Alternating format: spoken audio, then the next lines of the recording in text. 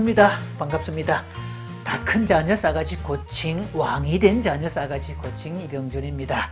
오늘은 48번째 된설이 맞은 자녀들, 공부를 싫어할 수밖에 없도록 만든 교육 환경 속에 있는 아이들, 그래서 그 아이들은 자발성과 호기심을 잃었는데 그 자발성과 호기심에 다시 접촉을 시키려면 질문식 교육을 해야 된다라고 제가 계속 몇 주에 걸쳐서 얘기를 드리고 있습니다. 자, 오늘은요, 만약에 비폐에서 질문식 교육을 한다면 어떨까라는 내용을 말씀드리겠습니다.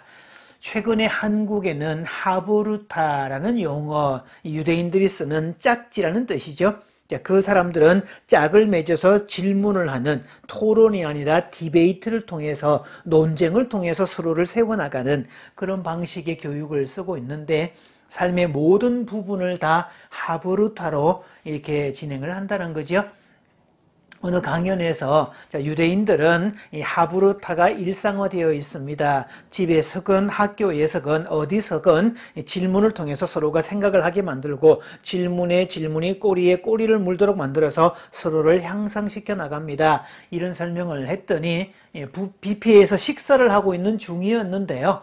자, 또 그 멤버 중에 한 분이 그러면 이 뷔페에서 만약에 이 하브루타를 실행한다면 어떻게 합니까? 라고 질문을 해왔습니다. 자, 그래서 그 자리에서 이 둘러앉은 분들에게 그러면 이 뷔페를 한정해서 이 속에서 질문을 어떻게 던지는지 한번 생각을 해보자 라고 해서 제가 질문을 던졌던 적이 있었습니다. 자, 이런 질문들이었습니다. 왜 뷔페의 접시는 하얀색일까? 자, 보통 뷔페에 가보면 접시는 다 하얀색으로 만들어져 있죠. 그 뷔페의 접시가 칼라면 어떨까? 칼라라면 어떤 색 위주를 써야 될까? 자, 왜 뷔페는 하얀색 위주로 이렇게 만들었을까? 그랬더니 몇 분이 음식의 색깔이 돋보이게 하기 위해서 흰색 바탕을 둠으로써 음식을 올려놓았을 때 그 음식이 상대적으로 이렇게 색깔이 부각되고 미각을 돋구고 또 시각적으로도 효과를 좋게 하기 때문이다 라고 했고요. 자, 그 크기가 한 20cm 내외 정도가 있는데 왜 그 정도일까? 접시가 너무 크면 어떤 일이 생길까?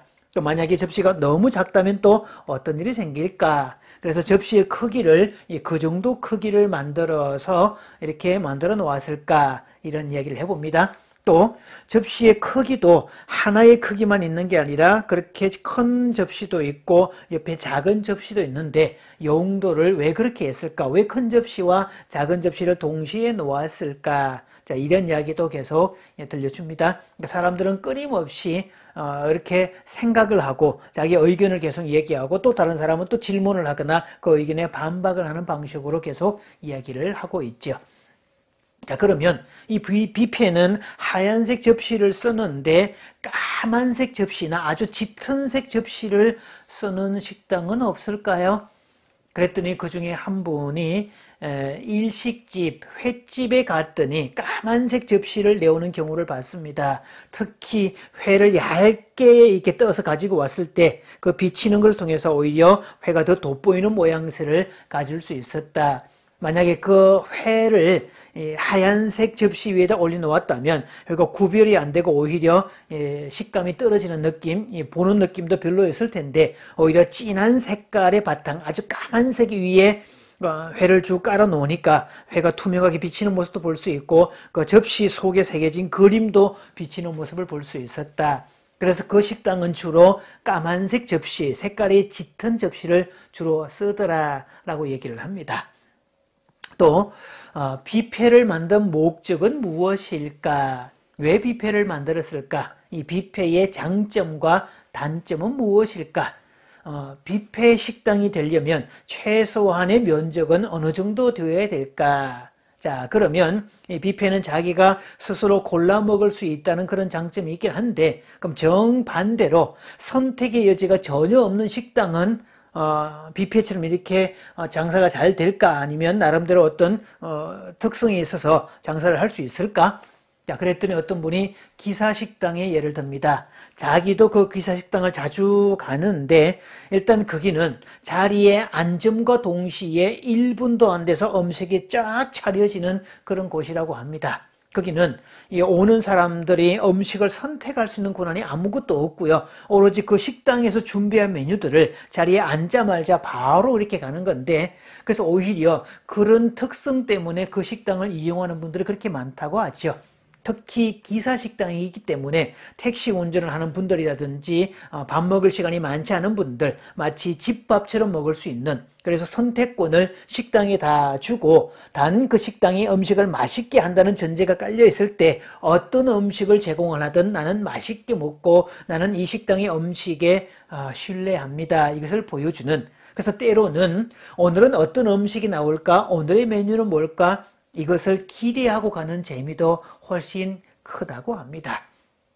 이렇게 강연을 다니다 보면 어떤 단체에서 뷔페 식당을 주로 많이 이용을 하는데요. 어쩌면 점심시간에 뷔페를 먹었다가 또 저녁시간에 또 뷔페를 먹을 경우가 들어있는데, 자, 그런 경우를 겪고 나면 참 난감할 때가 있습니다. 왜냐하면 음식의 종류가 똑같기 때문에 특별한 변별력도 없고 낮에 먹었던 음식을 또 먹는다는 것은 그다지 구미도 당기지 않는 그런 경우들이 있습니다.